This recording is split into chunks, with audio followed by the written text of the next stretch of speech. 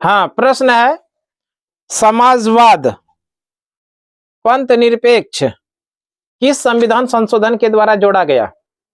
समाजवाद पंथ निरपेक्ष ये जो जोड़ा गया 42वां संविधान संशोधन 1976 को, और 42वां संविधान संशोधन 1976 का जो संविधान संशोधन है इसको लघु संविधान के नाम से भी जानते हैं।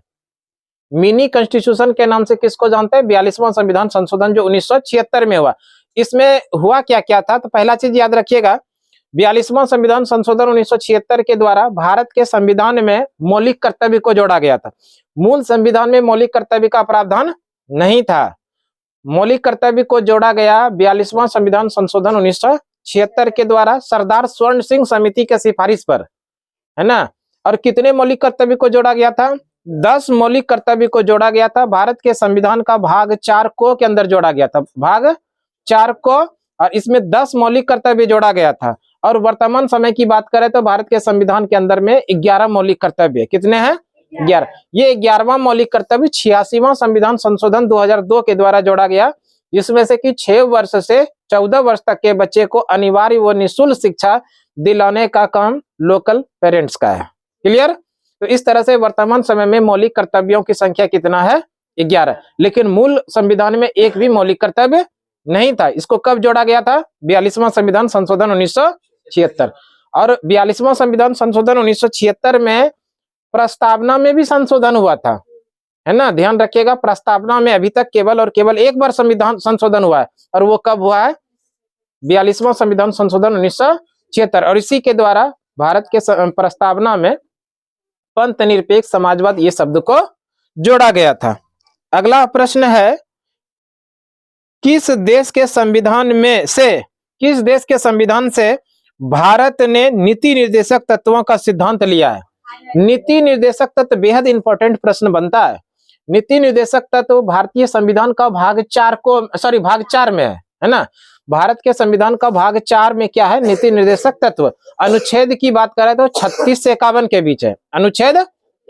और इसी नीति निर्देशक तत्व को गांधी दर्शन के नाम से भी जानते, याद रखिएगा, गांधी दर्शन के नाम से जानते हैं नीति निर्देशक तत्व। ऑप्शन में दिया रहेगा गांधी दर्शन, और प्रश्न पूछेगा नीति निर्देशक तत्व, तो आंसर करना है हम लोगों को गांधी दर्शन। क्लियर? और नीति निर्देशक तत्व जो है भारत के संविधान में आयरलैंड के संविधान से लिया गया है। क्लियर? भारत के संविधान में नीति निर्देशक तत्व का प्रावधान किस देश से लिया गया है? आयरलैंड से।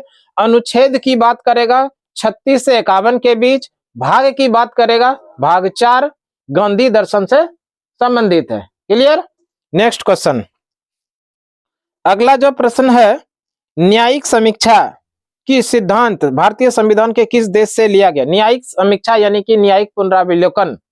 न्यायिक पुनरावलोकन जो लिया गया भारत के संविधान में, ये लिया गया अमेरिका से। कहां से लिया गया है? अमेरिका से। ध्यान रखिएगा। एक और प्रश्न है, संघात्मक व्यवस्था। ध्यान रखिएगा, संघात्मक व्यवस्था ये कनाडा से लिया गया। कहां पर? कनाडा से। अगला प्रश्न है, ये है भारत के संविधान में संशोधन। भारत के संविधान में संशोधन की प्रक्रिया कहां से लिया गया? भारत के संविधान के संशोधन की जो प्रक्रिया लिया गया दक्षिण अफ्रीका से लिया गया। याद रखिएगा, भारत के संविधान में संशोधन की प्रक्रिया कहां से लिया गया है? दक्षिण अफ्रीका। और संविधान संशोधन के लिए किस अनुच्छेद का प्रयोग किया जाता है? बेहद इंपॉर्टेंट प्रश्न है। किस अनुच्छेद के द्वारा संविधान में संशोधन किया जाता है? तो वो अनुच्छेद है 368। किस संविधान संशोधन के द्वारा संविधान में संशोधन किया जाता है बताओ? 368। अनुच्छेद नंबर 368। अनुच्छेद नंबर 368 के द्वारा संविधान में संशोधन किया जाता है। भारत के संविधान में पहली बार जो संशोधन किया गया वो 1951 ईस्वी में किया गया था। कब? 1951 में। और पहला संविधान संशोधन के द्वारा जोड़ा गया था भारत के संविधान का अनुसूची नंबर 9। क्या जोड़ा गया था? अनुसूची नंबर 9। और इस अनुसूची नंबर 9 में क्या प्रावधान रखा गया था? भूमि सुधार संशोधन। क्या रखा गया था? भूमि सुधार, है ना। तो भारत के संविधान में पहला जो संशोधन हुआ वो किससे संबंधित है? भूमि सुधार से। और पहले संशोधन के द्वारा भारत के संविधान में अनुसूची नंबर 9 जोड़ा गया था। मूल संविधान में कितनी अनुसूची था? मूल संविधान में अनुसूचियों की संख्या 8 था, लेकिन वर्तमान समय में कितना हो गया है? 12 हो गया है। पहला संविधान संशोधन होता है 1951 में, और इसी 1951 में अनुसूची नंबर 9 को जोड़ता है, जिसके अंदर में क्या रखा जाता है, भूमि सुधार। उसके बाद अनुसूची नंबर 10 जो जोड़ा जाता है, अनुसूची नंबर 10 ये जोड़ा जाता है 52वां संविधान संशोधन 1985 के द्वारा। 52वां संविधान संशोधन 1985 के द्वारा भारतीय संविधान में अनुसूची नंबर 10 जोड़ा जाता है, और इस 10 में क्या रखा जाता है, दल बदल कानून। क्या रखा जाता है, और ये दल बदल कानून मुख्य रूप से सांसद और विधायक पर लागू होता है। क्लियर। अनुसूची नंबर 11 कब जोड़ा जाता है, तो याद रखिएगा 73वां संविधान संशोधन 1992, जिसके द्वारा की अनुसूची नंबर 11 जोड़ा जाता है, और इस 11 अनुसूची के अंदर में ग्राम पंचायत से संबंधित प्रावधान का वर्णन किया गया था। और इस अनुसूची 11 के अंदर में कितने विषय शामिल किए गए थे, 29 विषय शामिल किए गए हैं। उसके बाद 74वां संविधान संशोधन 1992 के द्वारा ही अनुसूची नंबर 12 जोड़ा जाता है, और इसके अंदर में नगर निगम का प्रावधान रखा जाता है। और इस नगर निगम का प्रावधान अनुसूची नंबर 12 और अनुसूची 12 में कितने विषय शामिल किए गए थे, 18 विषय शामिल किए गए थे। अनुसूची 12 में 18 विषय शामिल किए गए थे। ठीक है, तो संविधान संशोधन करने की प्रक्रिया किस देश का प्रावधान है, दक्षिण अफ्रीका, अनुच्छेद 368। अगला प्रश्न में है, मूल संविधान में कितना अनुच्छेद था। मूल संविधान में अनुच्छेद की बात करेगा 395 अनुच्छेद, 395 अनुच्छेद, 22 भाग और 8 अनुसूची, ये मूल संविधान में है ना। मूल संविधान में 395 अनुच्छेद, 22 भाग और 8 अनुसूची। अगला प्रश्न में संविधान सभा के निर्माण के लिए पहली बैठक की अध्यक्षता कौन किया था। संविधान सभा के निर्माण के लिए पहली बैठक हुई थी 9 दिसंबर 1946 को, और इसी दिन वो अस्थायी अध्यक्ष चुना गया था डॉक्टर सच्चिदानंद सिन्हा को। और उसके बाद उसी के अगले 2 दिन बाद 11 दिसंबर 1946 को अगली बैठक होती है, और इस बैठक में संविधान सभा के निर्माण के लिए अस्थायी अध्यक्ष बनाया जाता है डॉक्टर राजेंद्र प्रसाद को। उसके 2 दिन अगले 2 दिन बाद बैठक होता है 13 दिसंबर 1946 को। इस दिन संविधान सभा के निर्माण के लिए उद्देशिका प्रस्तुत किया जाता है पंडित जवाहरलाल नेहरू के द्वारा। अगला प्रश्न देखते हैं, स्थानीय स्वशासन का विषय किस सूची में आता है। स्थानीय स्वशासन यानी स्थानीय स्वशासन आप कह सकते हैं ग्राम पंचायत, है ना, ये राज्य सूची का विषय है। अगला प्रश्न में है, भारतीय संविधान में कितने मौलिक कर्तव्य का उल्लेख है वर्तमान में। अभी पीछे हम लोग बात की है, भारत के संविधान में कितने मौलिक कर्तव्य का प्रावधान है, 11 मौलिक कर्तव्य का प्रावधान है ना। अगला प्रश्न है, सिक्किम भारत का राज्य किस वर्ष बना। सिक्किम भारत का जो राज्य बना वो 1975। अच्छा एक बात बताइए आप लोग, भारत का जब विभाजन हुआ, भारत का संविधान लागू हुआ, और इस तरह से भारत के जो राज्यों का बंटवारा हुआ वो किस आधार पर राज्यों का बंटवारा किया गया था। भाषा के आधार पर राज्यों का पुनर्गठन किया गया था। अच्छा, राज्य पुनर्गठन आयोग के अध्यक्ष कौन बनाए गए थे। सबसे पहले ये समझ लीजिए, राज्य पुनर्गठन आयोग ये एक समिति जो बना था वो कब बना था, 1953 में। राज्य पुनर्गठन आयोग लागू होने, भाषा के आधार पर गठित होने के लिए पहले एक समिति बनाई गई थी, जिसको कि राज्य पुनर्गठन आयोग समिति के नाम से जानते हैं। राज्य पुनर्गठन आयोग कब बना था, 1953 में। कब बना था, और इस राज्य पुनर्गठन आयोग के जो अध्यक्ष थे ना, वो थे डॉक्टर फजल अली। कौन थे, डॉक्टर फजल अली। और इनके सदस्य जो थे के.एम. पन्नीकार थे और हृदयनाथ कुंजरू थे। कौन कौन थे, के.एम. पन्नीकर और हृदयनाथ कुंजरू। इन्होंने इन्हीं के सिफारिश पर जो भारत के राज्यों का बंटवारा किया गया, जिसको कि राज्य पुनर्गठन आयोग बोलते हैं, ये अधिनियम किस वर्ष बना, यानी लागू कब हुआ, 1956 में। राज्य पुनर्गठन अधिनियम कब लागू हुआ, 1956। और राज्य पुनर्गठन के द्वारा जो राज्यों का बंटवारा के लिए आधार लाया गया वो भाषा था, और इस तरह से भाषा के आधार पर गठित होने वाला पहला ही राज्य था कौन, आंध्र प्रदेश।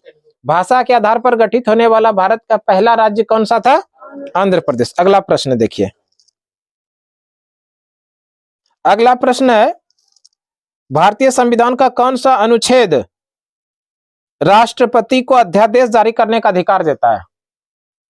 भारतीय संविधान का कौन सा अनुच्छेद राष्ट्रपति को अध्यादेश जारी करने का अधिकार देता है? राष्ट्रपति को अध्यादेश जारी करने का अधिकार अनुच्छेद 123, और वही काम अगर राज्यपाल अपने राज्य में करेगा तो 213 के अंदर करेगा। अनुच्छेद 213 में राज्यपाल अपने राज्य के अंदर में क्या करेगा? अध्यादेश जारी करेगा, है ना। अगला प्रश्न है, संसद के संयुक्त अधिवेशन को कौन बुलाता है? संसद का संयुक्त अधिवेशन का बुलाने का काम राष्ट्रपति का है ना। संसद के संयुक्त अधिवेशन का बुलाने का काम किसका है? लेकिन संयुक्त अधिवेशन की अध्यक्षता करता है लोकसभा अध्यक्ष। ध्यान रखिएगा, संयुक्त अधिवेशन यानी लोकसभा और राज्यसभा की जब एक साथ बैठक हो वही हुआ संयुक्त अधिवेशन, और ये संयुक्त अधिवेशन बुलाने का काम किसका है? राष्ट्रपति का। लेकिन संयुक्त अधिवेशन की अध्यक्षता कौन करता है? लोकसभा अध्यक्ष। क्लियर। अगला प्रश्न है, लोकसभा की प्रथम महिला सभापति कौन थी? सभापति यानी लोकसभा अध्यक्ष। पहली महिला लोकसभा अध्यक्ष कौन थी? मीरा कुमार। पहली महिला लोकसभा अध्यक्ष कौन थे? मीरा कुमार। एक प्रश्न आप लोगों को कमेंट में आंसर देना है कि अभी वर्तमान समय में भारत के लोकसभा अध्यक्ष कौन है? इस प्रश्न का आंसर आप लोगों को कमेंट में करना है। भारत के वर्तमान समय में लोकसभा अध्यक्ष कौन है? लेकिन पहली महिला लोकसभा अध्यक्ष कौन थी? मीरा कुमार। पहली महिला राष्ट्रपति प्रतिभा देवी सिंह पाटिल। पहली महिला देश की प्रधानमंत्री इंदिरा गांधी। किसी भी राज्य के अंदर बनने वाली पहली महिला किसी भी राज्य के अंदर बनने वाली पहली महिला राज्यपाल सरोजिनी नायडू, उत्तर प्रदेश की राज्यपाल बनी थी। और किसी भी राज्य के अंदर बनने वाली पहली महिला मुख्यमंत्री सुचेता कृपलानी, ये भी बनी थी उत्तर प्रदेश की मुख्यमंत्री। क्लियर। अच्छा, प्रश्न पूछा है, भारत के किसी विधेयक को धन विधेयक कौन प्रमाणित करता है? किसी भी विधेयक को धन विधेयक है कि नहीं है, ये कौन प्रमाणित करता है? देखिए, किस प्रकार का विधेयक है? साधारण विधेयक है, धन विधेयक है कि वित्त विधेयक है? इसको जो प्रमाणित करता है वो करता है लोकसभा अध्यक्ष। कौन करता है? लोकसभा अध्यक्ष इसको प्रमाणित करता है। ये किस प्रकार का विधेयक है? साधारण विधेयक है कि वित्त विधेयक है कि धन विधेयक? ये प्रमाणित करता है कौन? लोकसभा अध्यक्ष। अगला प्रश्न है, राज्यसभा के सदस्यों का कार्यकाल होता है। राज्यसभा, सबसे पहले तो ये जानिए, राज्यसभा जो है ना एक अस्थाई सदन है। राज्यसभा क्या है? अस्थाई सदन है।